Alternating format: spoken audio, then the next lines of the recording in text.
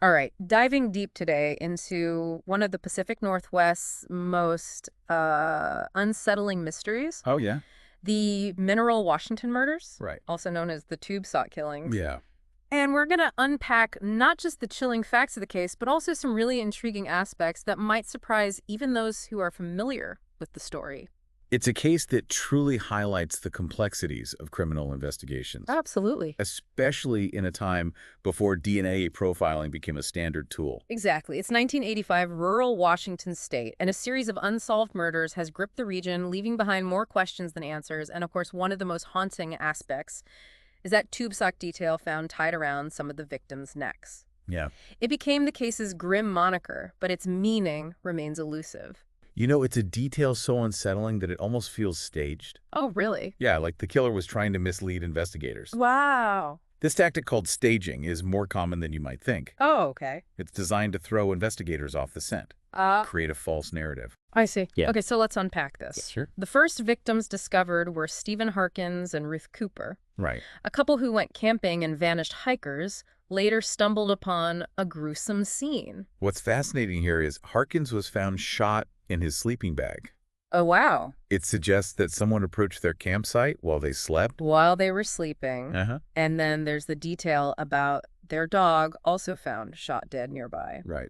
But hold on, if the killer was approaching stealthily, wouldn't the dog have barked? That's an excellent point. Unless it knew the attacker Yeah. or was somehow silenced. And it underscores the importance of considering even seemingly insignificant details. Yeah. Maybe the dog was familiar with the killer, or perhaps the killer used a silencer. Mm-hmm. It's these little things that can sometimes hold the key to unlocking the bigger picture. It's unsettling to think about. Then a few months later, there's another disappearance. Yeah. Mike Reimer, Diana Robertson, and their 2-year-old daughter, Crystal. Oh. But this time, things take an even more perplexing turn. Absolutely. Crystal being found alone outside a Kmart store, miles from where her parents vanished, Oh my gosh. is heartbreaking and baffling. Yeah. And then there's that chilling quote from Crystal telling her grandmother, "Mommy was in the trees." Wow. It suggests she witnessed something. Mm. But at that age, how reliable could that memory be? Right. And I'm also struck by how much forensic science has advanced since then. Sure. Could you give us a sense of what investigators were up against back in the 80s, Sure. especially with a child witness? Back then, interviewing techniques for child witnesses were far less developed. Oh, really? Yeah, it's a delicate balance trying to extract information without leading the child or tainting their memory. I see. And without the DNA analysis techniques we have today, Right. investigators were largely reliant on eyewitness accounts, physical evidence, and good old-fashioned detective work. Oh, wow. And then there's the note found in Raymer's truck. Yeah. I love you, Diana. Yeah. Was it genuine, a desperate plea, or something else entirely? This raises the crucial question. Yeah. Was Reimer a victim or a perpetrator? Oh. The note adds another layer of ambiguity. Okay. Could it have been a genuine expression of love written before tragedy struck? Uh-huh. Or was it staged, a red herring left behind to mislead investigators? So many possibilities, so few answers. It's like trying to navigate a maze in the dark. It really is. And the fact that this case went cold for years, Right. only to be reignited by the discovery of Mike Reimer's partial skull in 2011, Yeah. adds another layer of complexity. Oh, wow. You can imagine how frustrating this must have been for investigators. Leads dry up witnesses, memories fade, and without that key piece of evidence, it's like right. trying to solve a puzzle with half the pieces missing. And the rugged terrain of the Pacific Northwest doesn't help. Right. It's not like a tidy crime scene in a big city. No. Dense forests, heavy snowfall. Yeah. Evidence could easily be missed or lost to the elements. Speaking of public attention, the Unsolved Mysteries episode that aired in 1989 must have generated a ton of tips. I'm sure it did. Did any of them lead anywhere? While the sources don't specify if any tips panned out, Okay. it's safe to assume investigators followed every credible lead. Yeah. This case wasn't just another file on a desk. Right. It had captured the nation's attention, Of course. fueled by that unsettling tube sock detail and the mystery surrounding Crystal's fate. And what about the possibility of even more victims? Yeah. The Wikipedia article mentions a span of crimes potentially dating back to March 1985. Uh-huh. Could there be other unsolved murders out there linked to the tube sock killings? It's a chilling thought, Yeah. but a possibility we have to consider. Wow. The official victim count might not tell the whole story. Right. Imagine those families still searching for answers, Yeah. unaware their loved one's case could be connected to this larger mystery. It makes you wonder about the psychological impact of a case like this on a community decades later. Are people in Mineral still looking over their shoulders? Unsolved crimes like this can cast a long shadow. Yeah. The sense of fear and uncertainty can linger for years, even generations. Right. It becomes woven into the fabric of the community's history. So we have two sets of victims, a chilling detail that became the case's namesake, and a whole lot of unanswered questions. Yeah. What about the investigation itself? Did authorities ever come close to catching whoever was responsible? The sources describe extensive searches, Uh-huh. particularly after Reimer and Robertson disappeared. Right. But heavy snowfall hampered their efforts. Wow. Imagine crucial evidence buried beneath the snow, lost forever. And then there's the fact that the case went cold for years until 2011 when hikers stumbled upon Mike Reimer's skull. Exactly. Did that discovery lead to any major breakthroughs? Unfortunately, no, while it reignited interest in the case. No, okay. The condition of the skull didn't reveal much about the cause of death. I see. And despite years of investigation, Right. media attention, Yeah. even an episode of Unsolved Mysteries, the killer or killers remain unidentified. Wow. It's a frustrating situation, to say the least. Yeah. Families searching for answers, a community living in fear, and a case that seems to defy resolution.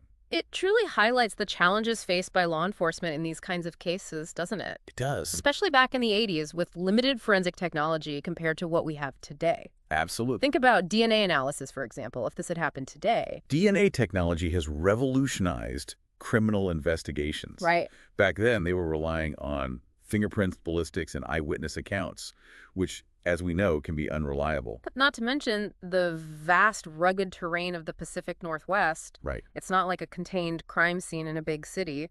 This was rural Washington with dense forests, heavy snowfall, and who knows what lurking in the shadows. It adds an almost eerie dimension to the whole story. It certainly does, and that sense of isolation, of being vulnerable in the wilderness, probably played into the public's fear at the time. Yeah. It's no wonder the case captured the attention of the entire country. So let's go back to the victims for a moment. We've talked about Harkins and Cooper Yeah. and Reimer and Robertson, but there's a possibility that there were even more victims. That's right.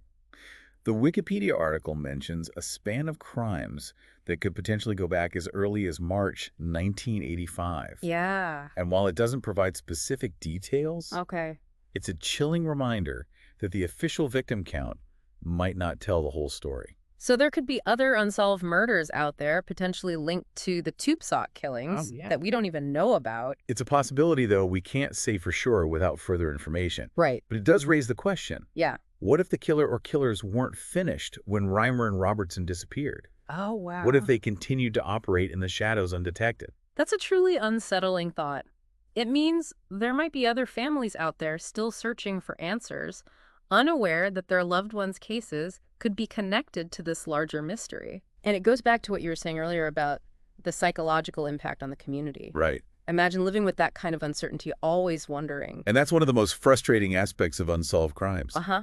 The lack of closure, the lingering doubt, the possibility that the truth might never come to light.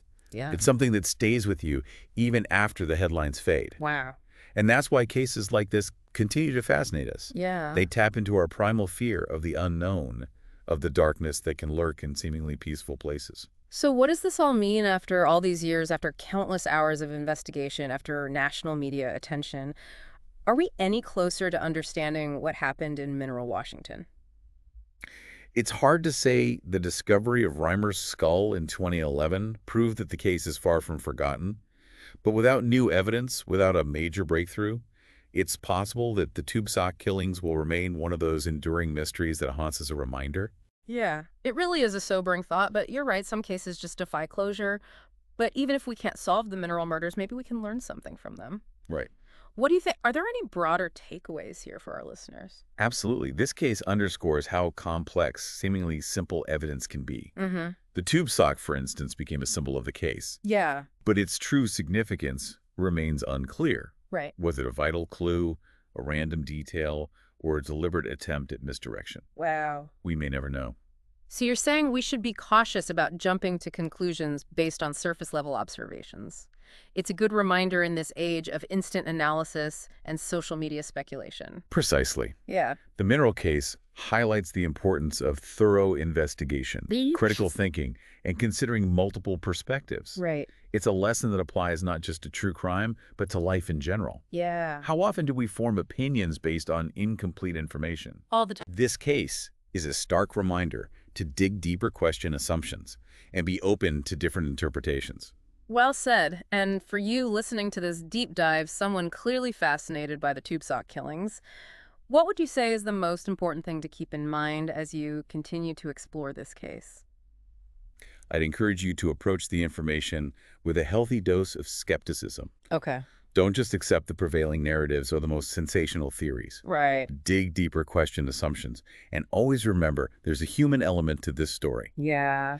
Real people whose lives were tragically cut, Yeah. short families who still grieve, and a community forever marked by these unsolved crimes. That's a powerful message. And for anyone out there who might have any information, no matter how small or seemingly insignificant, please remember that it could be the missing piece of the puzzle. Exactly. Don't hesitate to contact the appropriate authorities. Absolutely. Even after all these years, a single tip could make all the difference. Justice might be delayed, but it should never be denied. Someone out there knows something, and maybe, just maybe, sharing that information could finally bring peace to those affected by this tragedy. Well, this has been a truly fascinating, albeit chilling, deep dive into the heart of an enduring mystery. Thanks for guiding us through it with such insight. It's been my pleasure, and to you listening, thank you for sharing this journey with us. May the memory of the victims never be forgotten, and may the search for truth continue.